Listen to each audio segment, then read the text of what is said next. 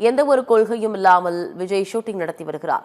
அவர் முழுமையான அரசியலுக்கு வந்த பிறகு அவர் குறித்து பேசலாம் என்று திராவிடர் கழக தலைவர் கி வீரமணி தெரிவித்துள்ளார். தஞ்சையில் செய்தியாளர்களை சந்தித்து பேசிய திராவிடர் கழக தலைவர் கி வீரமணி, தற்போது 200 தொகுதிகளுக்கு மேல் வெற்றி என்ற இலக்கில் திமுக செயல்பட்டு வருகிறது என்று கூறினார்.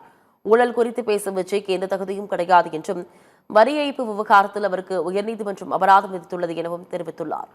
எந்த ஒரு கொள்கையும் இல்லாமல் விஜய் ஷூட்டிங் நடத்தி வருகிறார். அவர் முழுமையான அரசியலுக்கு வந்த பிறகு அவர் குறித்து பேசலாம் என்று அவர் தெரிவித்துள்ளார். உயர்நீதிமன்றம் என்ன பதில் சொல்லியது அவரை பற்றி என்பதை பார்த்தாலே அவர் எவ்வளவு தூரம் ஊழல் ஒழிப்பை சார்ந்தவர் என்பதை புரிந்து கொள்ளலாம். இந்த 2 போதும் அவர் எவ்வளவு ஊழல் ஒழிக்கக்கூடிய சக்தி வாய்ந்தவர் என்பதும், எங்கே அராஜகம் இருக்கிறது, எங்கே அநீதி இருக்கிறது என்பது தெளிவாக தெரியும். எந்த கொள்கையும் இல்லாமல் இதை இன்னமும் அவர் அரசியல் நடத்தவில்லை, ஷூட்டிங் நடத்தி கொண்டிருக்கிறார். ஆகவே அரசியலுக்கு வரும்போது அவரை பற்றி பேசலாம். அதுக்கு மேல் அவர் பேசக்கூடிய அளவிற்கு, அதுவும் எங்களை போன்றவர்கள் பேசக்கூடிய அளவிற்கு அது உரியதல்ல. அந்த அளவிற்கு அதற்குரிய தகுதியும் இல்லை.